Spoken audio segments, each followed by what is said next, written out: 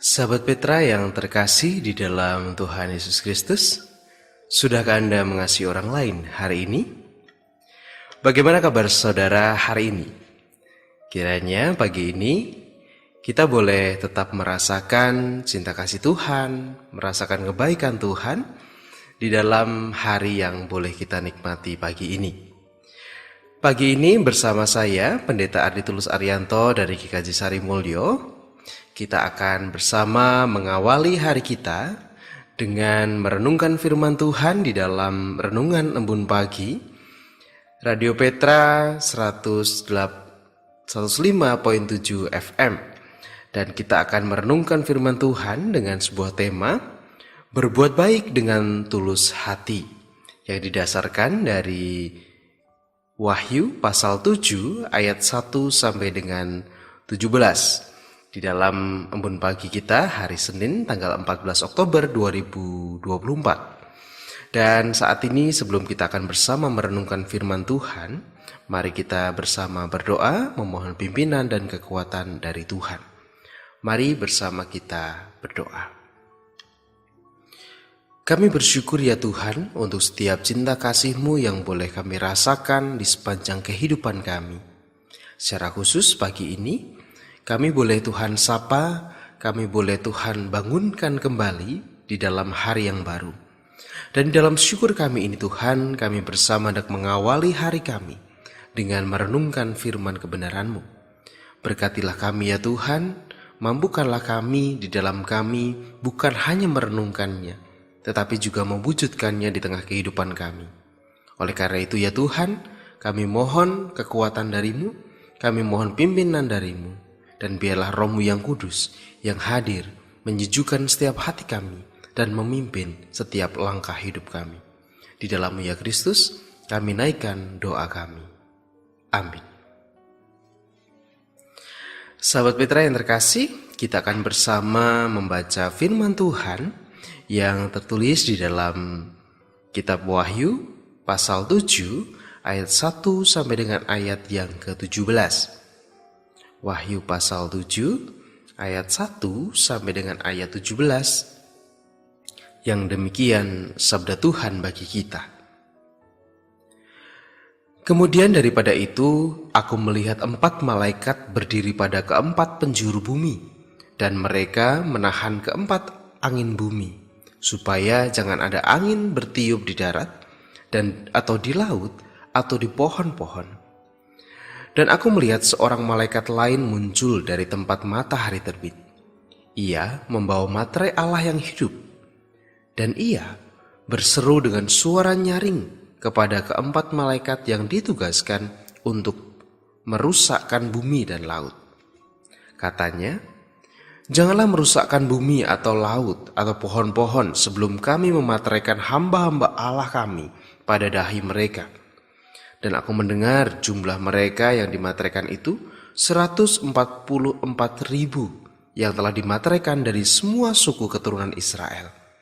Dari suku Yehuda ada 12.000 yang dimateraikan, dari suku Ruben ada 12.000, dari suku Gad ada 12.000, dari suku Asyer 12.000, dari suku Naftali 12.000, dari suku Manasye 12.000, dari suku Simeon 12.000, dari suku Lewi 12.000, dari suku Iskar 12.000, dari suku Zebulon 12.000, dari suku Yusuf 12.000, dari suku Benyamin 12.000. Kemudian daripada itu aku melihat, sesungguhnya suatu kumpulan besar orang banyak yang tidak dapat terhitung banyaknya, dari segala bangsa dan suku dan kaum dan bahasa, berdiri di hadapan tahta dan di hadapan Anak Domba, memakai jubah putih dan memegang daun-daun palem di tangan mereka.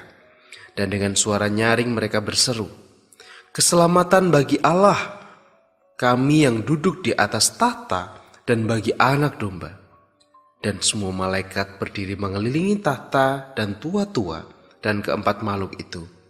Mereka tersungkur di hadapan tahta itu dan menyembah Allah sambil berkata, Amin, puji-pujian dan kemuliaan, dan hikmat dan syukur, dan hormat dan kekuasaan, dan kekuatan bagi Allah kita sampai selama-lamanya. Amin.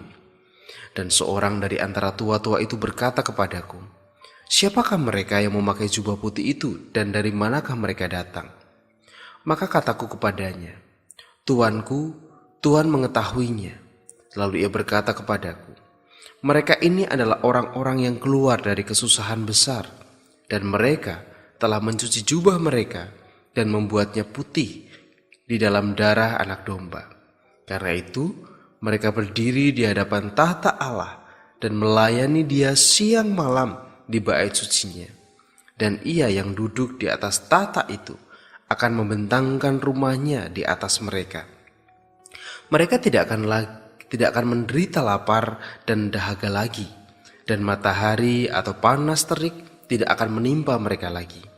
Sebab anak domba yang di tengah-tengah tahta itu akan mengembalakan mereka dan akan menuntun mereka ke mata air kehidupan. Dan Allah akan menghapus segala air mata dari mata mereka." Demikianlah pembacaan firman Tuhan. Yang berbahagia ialah setiap orang yang dengan setia merenungkan serta memelihara firman-Nya. Haleluya. Amin. Sahabat Petra yang terkasih di dalam Tuhan Yesus Kristus, tentu kita kalau berbicara tentang kebaikan, saya yakin kita tentu pasti sudah berbuat baik. Dan tentu kita juga sudah banyaklah melakukan kebaikan. Tidak mungkin hanya namanya sekali, 2 kali dalam kehidupan kita, dan akan banyak rentetan perbuatan baik yang kita lakukan. Saya percaya itu, dan panjenengan pasti juga pernah melakukan dan sering melakukannya. Tetapi yang menjadi pertanyaan adalah, apa motivasi kita di dalam berbuat baik? Apakah itu karena untuk kemuliaan Tuhan, untuk melayani Tuhan siang dan malam, seperti yang tadi dikatakan di dalam kitab Wahyu? Ataukah perbuatan baik itu hanya untuk memuaskan hasrat pribadi kita, atau hanya untuk kemudian mencari simpati dari orang lain? Nah, sahabat Petra yang terkasih, tentu ketika mungkin musim-musim ini ya, musim-musim politik di mana kita hampir mendekati sebuah perhelatan akbar, yaitu pilkada, pemilihan bupati atau wali kota dan juga seterusnya di beberapa daerah secara serentak bulan November nanti. Tentu kita akan berjumpa dengan banyak orang-orang baik tiba-tiba gitu ya. Dan ya semoga tidak hanya baiknya pada momen ini saja, tetapi setidaknya kita akan mendapatkan kebaikan yang mungkin sebelumnya tidak kita rasakan. Dan apakah itu sebuah ketulusan? Ya kita tidak tahu, tapi semoga saja iya. Tapi seringkali yang terjadi adalah bukan sebuah ketulusan. Yang terjadi adalah karena keinginan mereka untuk mencalonkan diri, sehingga mereka mencari simpati, mereka mencari suara supaya kita bisa memilih mereka di pilkada nanti. Ataupun juga karena dalam situasi-situasi yang lain, ketika kita berbuat baik kepada orang lain. Misalnya kalau kita menyaksikan di YouTube tayangan-tayangan di sosial media, banyak sekali orang-orang yang berbuat baik.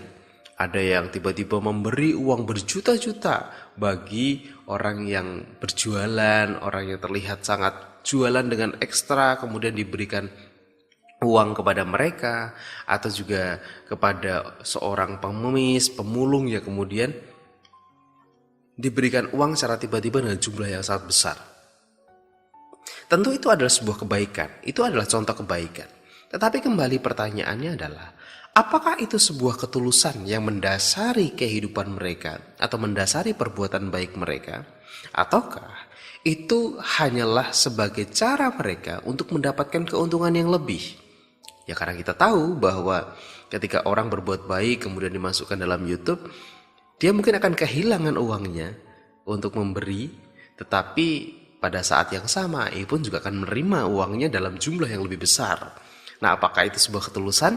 Ya hanya orang itu yang tahu. Motivasi ketulusan di dalam berbuat baik tentu hanya kita sendiri yang tahu dan Tuhan yang tahu. Dan oleh karena itu, sahabat Petra yang terkasih, kita pagi ini diajak untuk merefleksikan kembali. Sebenarnya apa motivasi kita ketika kita berbuat baik? Sudahkah kita menata motivasi itu dengan benar? Sudahkah kita kemudian mendasari perbuatan baik kita dengan cara yang tepat seperti yang Tuhan kehendaki? Nah, pada pagi ini kita merenungkan dari kitab Wahyu pasal 7 ayat 1 sampai 17 tentang bagaimana Yohanes mendapatkan penglihatannya tentang ada suku-suku yang dimateraikan, kemudian ada yang orang-orang berjubah putih mengelilingi tahta Tuhan, datang di hadapan tahta Tuhan begitu.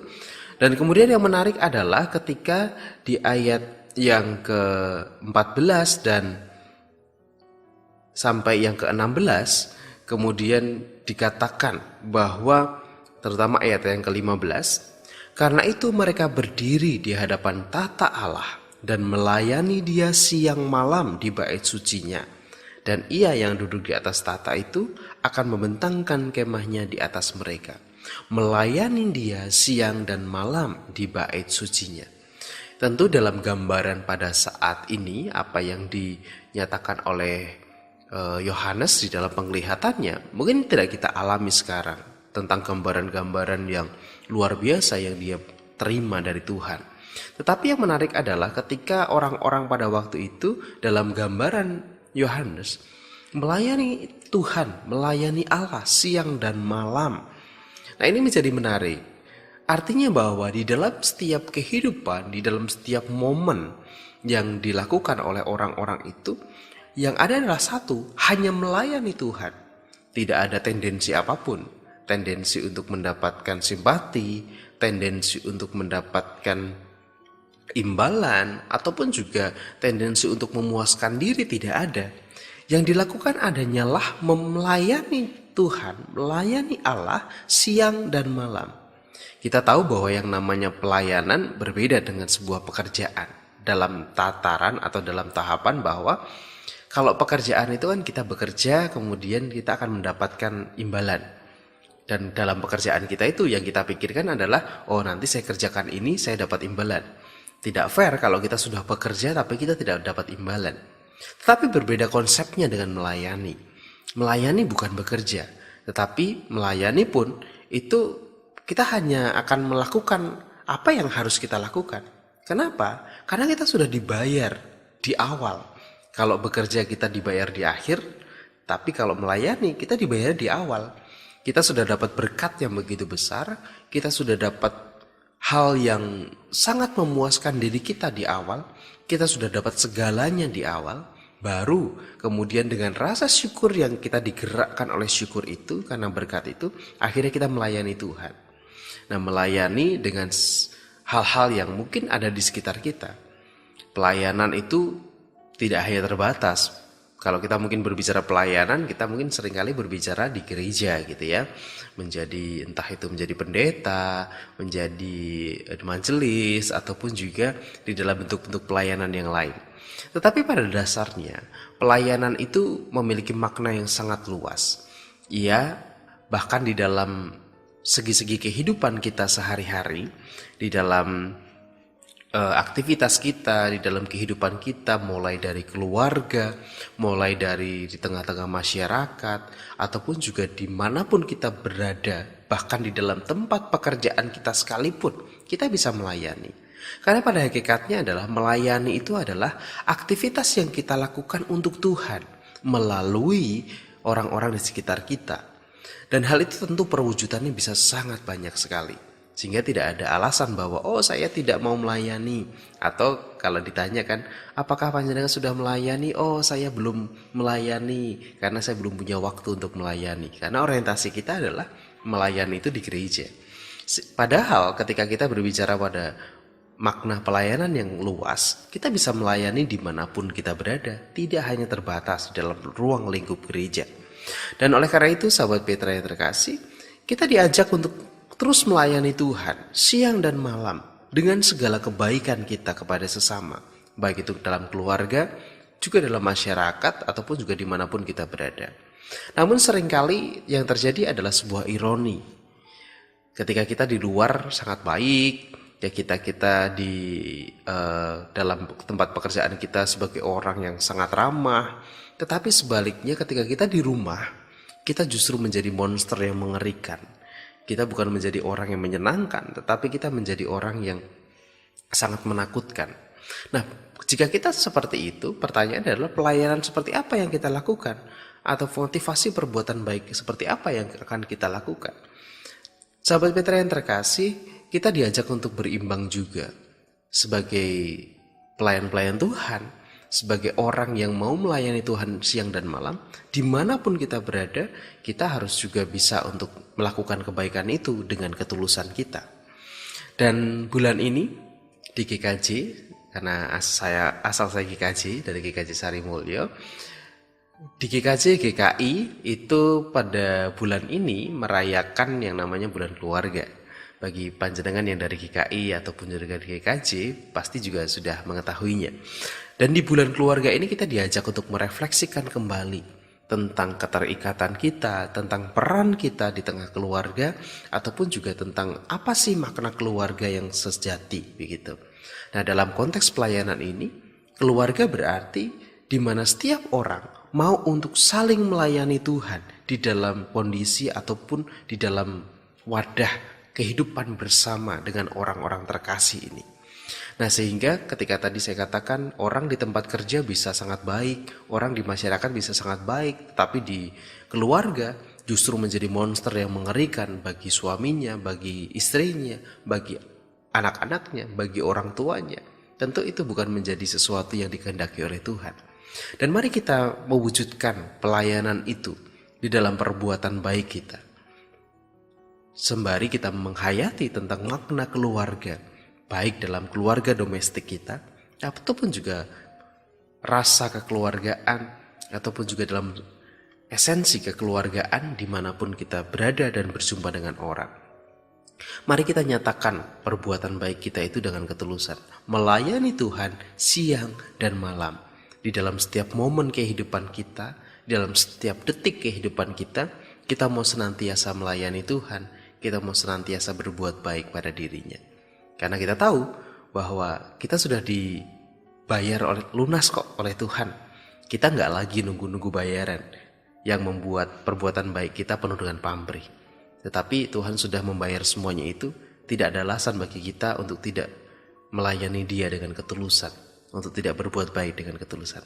Kiranya Tuhan memampukan saudara, memampukan seluruh sahabat Petra, seluruh pendengar Petra untuk bisa menghayati kasih Tuhan dan bisa melayani Tuhan dengan perbuatan-perbuatan baik yang bisa kita lakukan dengan didasarkan motivasinya, ingat, ketulusan. Bukan pamrih, bukan untuk mendapatkan simpati, atau bukan untuk terkenal. Kiranya Tuhan memampukan kita dan memberkati kita. Tuhan memberkati. Mari kita bersama berdoa.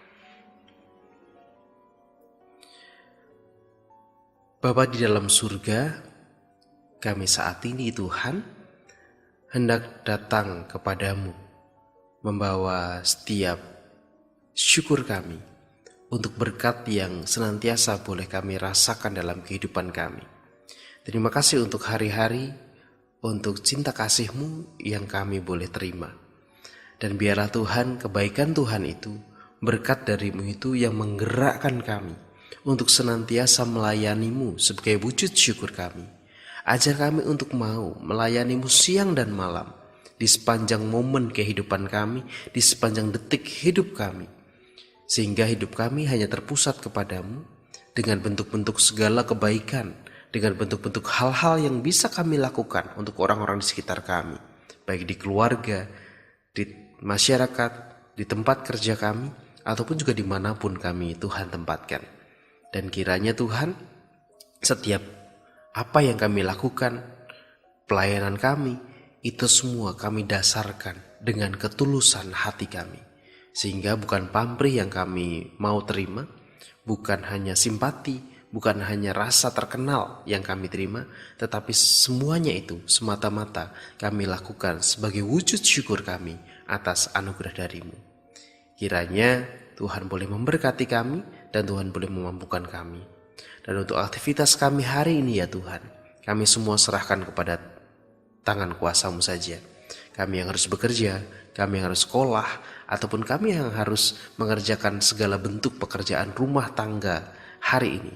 Kiranya Tuhan memberkati kami senantiasa, dan biarlah apa yang kami lakukan, itu semua kami lakukan seperti untuk Tuhan. Kami serahkan seluruh doa kami serahkan aktivitas kami hanya ke dalam tangan pengasihan Tuhan. Di dalam-Mu ya Kristus, kami naikkan doa dan permohonan kami. Amin. Sahabat Petra yang terkasih di dalam Tuhan Yesus Kristus, demikian embun pagi kita hari ini, edisi Senin 14 Oktober 2024. Kiranya apa yang boleh kita renungkan boleh menguatkan kita untuk senantiasa berbuat baik, tetapi dengan motivasi yang benar untuk melayani Tuhan di dalam ketulusan kita. Oleh karena itu, saya Pendeta Ardi Tulus Arianto dari GKJ Sarimulyo hendak undur diri. Selamat melanjutkan aktivitas hari ini, selamat melanjutkan segala tanggung jawab hari ini, dan jangan lupa untuk mengasihi orang lain hari ini. Tuhan memberkati. Amin.